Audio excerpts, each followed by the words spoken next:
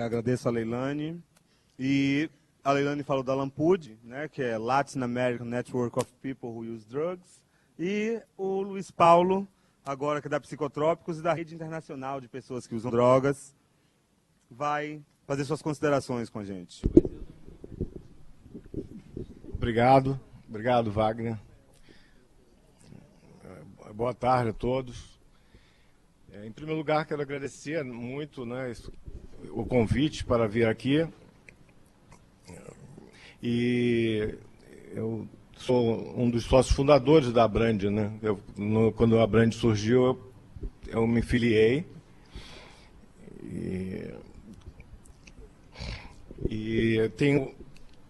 Eu só soube na semana passada que eu viria, então eu peço desculpas por não ter por não trazer um trabalho mais organizado, talvez até com slides, e também talvez a falta de cronologia dos pontos que eu anotei para desenvolver aqui. E vou. Por que eu estou aqui? Por que eu me envolvi com esse campo de drogas? Obviamente, ou não, né? Porque tem muita gente, como a Vera e outras pessoas, que não são necessariamente usuários de drogas, mas que defendem, né, os direitos humanos das pessoas que usam drogas. E esse termo, as pessoas que usam drogas, como a Leilane bem lembrou, porque em vez de usuários de droga, né, pessoas que usam droga, para lembrar, como a Leilane disse, que são pessoas, né, antes de usarem drogas. Eu tive, né, na minha vida, por destino, fazer uso de diversas drogas ao longo da minha vida, e fiquei muito fascinado, especialmente com as drogas psicodélicas ou alucinógenas, né, como o LSD, e psilocibina, mescalina, que eu fiz uso dessas drogas ainda quando eu tinha uns 18 anos, né, na adolescência. Fiz durante um período de um ano, eu usei intensamente o LSD, depois eu parei de usar o LSD, porque inclusive nem mais fazia efeito. O LSD é uma substância que não causa dependência, porque se você usar muito, ela para de fazer efeito, né? E você, para ter fazer um bom uso do LSD, ou da mescalina, ou dessas drogas alucinógenas, você necessita estar bem de cabeça, bem emocionalmente, ou você pode entrar numa viagem ruim, como se diz, uma bad trip. Atualmente, eu me considero, eu sou mais um ex-usuário. E também, durante quase mais da metade da minha vida, eu usei cocaína. Experimentei outras drogas, a heroína, ópio, já fumei ópio em opiários na Índia, já fumei haxixe com os afegães no Afeganistão, já usei, enfim, já comprei haxixe na China e descobri que podia comprar em Pequim. E na Europa, morei na Europa e usei muito LSD, haxixe e heroína também, que eu acho uma droga que eu gosto muito até. E eu defino as drogas basicamente como umas drogas de depressão. Existe, né, umas definições que por aí, né, dos tipos de drogas depressoras do sistema nervoso central, os estimulantes do sistema nervoso central. E existe uma classificação básica que junta a maconha com os alucinógenos. E eu acho essa junção, né, de alucinógeno com maconha, ela não é uma boa para definir o efeito dessas drogas. Inclusive, dizem que chamam de drogas perturbadoras. E, no meu entender, elas perturbam os outros, né? Não a pessoa que faz uso. Então, eu me envolvi nesse campo de drogas por causa do meu uso e também por causa do que a heroína, o uso de cocaína, numa certa época da minha vida, passou a me causar problemas, porque eu estava usando excessivamente, né? Há 20 anos atrás, eu me internei numa clínica de 12 Passos, chamada Vila Serena, no Rio de Janeiro, uma clínica privada, e fiquei durante 4 anos sem fazer uso de nada, nem um baseado, né? Durante 4 anos, isso foi muito bom. Naquela época, eu conheci profundamente, prestei serviço aos Narcóticos Anônimos. Essa clínica, ela me orientou para os Narcóticos Anônimos e me manteve como se diz, em recuperação. Eu não quis questionar nada, né, Bezerra? Eu não questiono nada. Eu sempre fui uma pessoa muito questionadora, muito rebelde, assim, na minha juventude, e realmente eu estava num ponto tão falido como pessoa, e em todas as áreas da vida, né, área familiar, área de profissional, área de educação, que eu seguia aquelas regras, ia para as reuniões frequentemente de Narcóticos Anônimos, prestei serviço no subcomitê de literatura, traduzindo a literatura dos Narcóticos Anônimos, e para mim foi uma das pessoas que se beneficiou, embora eu veja que muito pouca gente se beneficia nos Narcóticos Anônimos. Eu acredito que mais nos Alcoólicos Anônimos funciona melhor do que os Narcóticos Anônimos, onde eu acho que a taxa de sucesso é bem pequena. Acho que 1 em 10 pessoas assim, conseguem ficar um tempo. E nesses 4 anos que eu fiquei em abstinência, eu refiz a minha vida e fui estudar psicologia. Eu já tinha antes estudado ciências humanas e história, filosofia e história, e fui estudar psicologia, inclusive para entender os mecanismos que tinham me levado àquela situação de dependência de álcool. Eu me lembro quando eu cheguei em Vila Serena, que eu fui para um quarto, eu sentei na beira da cama, assim, falei, pô, o que aconteceu com a minha vida, né? Estou aqui, né? Estava sozinho num quarto, assim, nasci numa maior depressão, né? O que aconteceu com a minha vida? E então eu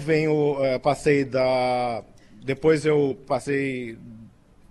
fui trabalhar no projeto de redução de danos no Rio de Janeiro, e foi na época que eu fiz a transição dessa doutrina, né, dos Narcóticos Anônimos, dos 12 Passos, né, e para a redução de danos, né. A doutrina dos 12 Passos ela é muito radical, no sentido que ela só admite a abstinência, né, e não admite o uso de maconha, né, o que seria extremamente benéfico para muitas pessoas, porque a maioria, se você falar no NA, eu sou usuário de maconha, a pessoa nem te leva muito a sério, né? Porque lá a maioria é usuário de cocaína, né? Ou de anfetamina antigamente, mais de anfetamina, cocaína.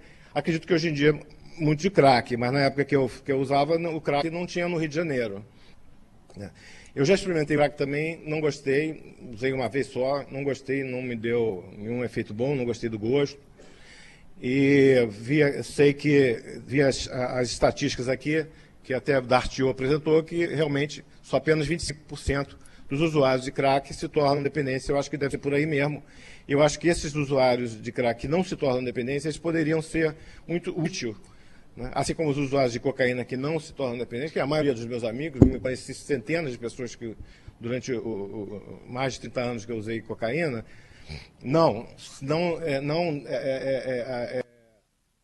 ininterruptamente. Alô? Pifou. Não, voltou. Você ia pegar uns amigos. Enfim, e eles, quase nenhum deles teve problema. Mas eu e um grupo de colegas, de amigos, de grandes amigos até, fomos para o Narcóticos Anônimos, o Alcoólicos Anônimos. Tem 3 minutos. Eu acho que eu vou passar um pouquinho. Enfim, outro ponto que eu anotei também, aqui a gente tem falado muito de redução de danos, eu acho que a gente tem que pensar também nos benefícios, porque apesar da cocaína ter sido uma droga que foi muito maléfica para mim, eu acho que o LSD, né, foi uma droga muito benéfica. Explorar o potencial da mente, né, a expansão da consciência, a percepção que eu tinha sobre o efeito de alucinógenos, isso me trouxe um conhecimento que eu tenho até hoje, e eu acho que é um conhecimento diferenciado, né? Coisas, realmente eu não tinha alucinação, eu nunca alucinei com LSD, mas eu poderia ficar durante meia hora olhando uma árvore, eu notava coisas que naquela árvore as folhas, né, os detalhes, ou um quadro, ou uma obra de arte. Eu gostava muito de desenhar também. Né. Mas agora eu chego, então, acho que no assunto que... Eu chego agora só no assunto que são as organizações de usuários de drogas. Né, que quase não vou ter tempo para falar sobre isso, né? Eu conheci isso, foi em 1998, eu tive contato e eu, como vindo do Brasil, na segunda conferência da Harm Reduction Coalition, que é a coalizão de redução de danos dos Estados Unidos, a segunda conferência foi em Cleveland e eu conheci que existia, né, usuários, uma organização de usuários de drogas, principalmente na Europa, principalmente, e também existia... Né, existia um jornal que era a voz dos usuários, a User's Voice, na Holanda, o Junkie Bond, né, e nos Estados Unidos, por incrível que pareça, existia uma organização de usuários, era a União de Usuários da América do Norte, North American User Union. Então, a criação do INPUD, ela vem já de 20, 30 anos desses usuários mais veteranos, assim. Em 2006, eu fui chamado... Existe sempre um problema da língua, e com a Psicotrópica, eu fundei a Psicotrópicos. Eu estou assim, fazendo uma coisa, assim, um retalho, concha, assim, eu sou fundador da Psicotrópicos em 2003, e com a Psicotrópicos eu tive a oportunidade de participar de muitas conferências e congressos fora do Brasil. Me dá mais 2 minutos. Fora do Brasil, principalmente fora do Brasil. Então as pessoas me conhecem muito no meio de redução de danos e no meio antiproibicionista fora do Brasil. E a Psicotrópicos foi durante muito tempo a única organização de política de drogas que havia no Brasil, né? E me chamaram, então, em 2006, para onde eu fui.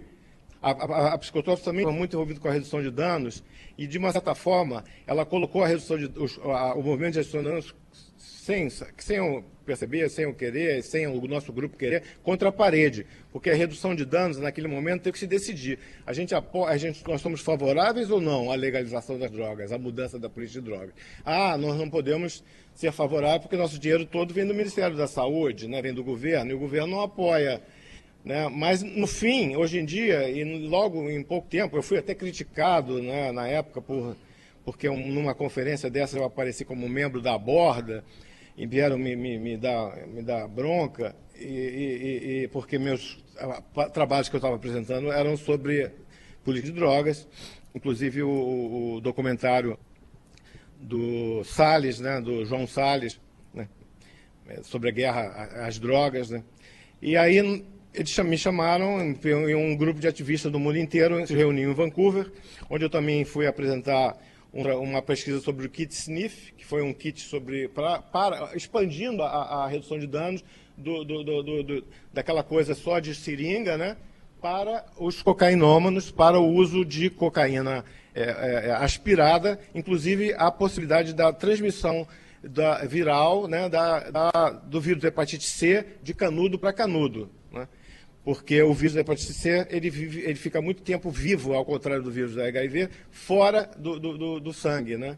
Então pode ficar 5 dias, por exemplo, num canudo, e você está com o seu nariz ferido, porque você já está cheirando 2, 3 horas, ou 4, ou 1 dia, ou 2 dias, ou 3, e aí seu nariz está ferido, e aí vai passar através de canudos. E aí nós escrevemos o chamado Declaração de Vancouver, foi criado o INPUD, e aí naquela época, naquele mesmo momento, foi decidido que precisava expandir regionalmente, então por isso que foi feito depois a LAMPUD, aqui faz 1 ano exatamente. Isso já está para ser feito, já estava para ser feito há 5 anos, que já estava essa criação no LAMPUD definida. Ela assim como existe o APUD, que é o Asian Network, né, de pessoas que usam drogas, como existe o Europud na Europa, né? Então, e o movimento antiproibicionista vem, e eu vejo aqui, né, fiquei muito feliz aqui também, não só com os progressos na área de clínica, né, das pessoas eu também sou um psicólogo clínico, né, especializado em clínica, e fiquei muito contente aqui de ver as estatísticas, né, a metodologia, como tem avançado, né, para o tratamento não de abstinência, né, mas como também diz, a abstinência também faz parte da redução de danos. E, infelizmente, eu iria falar sobre uma associação a União Dinamarquesa de Usuários de Drogas, que é uma coisa fantástica, assim, que seria a continuação que eu iria falar. Eu vou pular, não vou falar da associação que é uma coisa incrível. Eles recebem $2 milhões por ano do governo para dirigir a sua... E são todos usuários de heroína diários, né? Porque heroína você não pode parar de usar. E sobre o Estado laico, né, eu me lembrou assim, as igrejas na Holanda, por exemplo, estão sendo fechadas, né? O de Dinamarca é um Estado laico, né, também, que tem a venda de maconha livre, né, na Estado laico. Na Holanda as prisões estão até sendo fechadas também, né? Eles são países que financiam, imagina, eles financiam as organizações de usuários, né? E, então, sobre essa coisa do Estado laico, eu acho que tinha mais uma última coisa. Os programas de abstinência na Holanda, da prefeitura, eles quase não têm de 12 passos. Eu estive lá perguntando e falando, não, existe um programa de 12 passos, mas fica lá numa cidade do norte. Não tem não é um programa muito forte, né? Eles já trabalham com redução de danos há muitas décadas, acho que eles nunca nem passaram pelos 12 passos. E eu queria, eu acho muito bom que a participação dos usuários, né, como eu estou me colocando como um usuário ou um ex-usuário, hoje em dia só fumo cannabis, assim, nem é todo dia. E eu queria só dizer que tem a Vera, que foi uma pessoa muito importante também na Psicotrópicos, principalmente assim, né, na sua das brigas, né, ela sempre apartava as brigas, foi muito bom. E eu queria, para terminar, só dizer que esse livro, Maconha, Mitos e Fatos, que está à venda aí fora, que é uma revisão das provas científicas, uma revisão feita por um psicofarmacólogo e uma socióloga, de todas as pesquisas científicas que eles colocaram às mãos. Tem 60 páginas de referência, né? Então, para quem estuda a maconha, eu acho que é um livro fundamental. Ele estava traduzido de todas as línguas. E aí um amigo meu da Drug Policy Alliance, aliás, o diretor Itaneda, falou, Luiz Paulo, por que você não traduz lá no Brasil? Eu realmente consegui traduzir. É uma edição bonitinha até, da editora da Psicotrópicos. E tem o cartão dos usuários. Nós temos também um folhetinho sobre crack,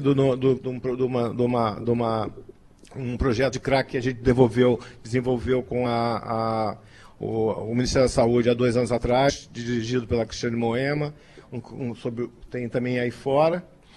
E tem a beça, assim, para vocês pegarem. E é isso, eu novamente muito grato por terem me trazido aqui, de eu ter essa oportunidade de falar para vocês. Eu espero que tenha passado alguma coisa que seja útil para o trabalho de vocês, hein? Obrigado, muito obrigado.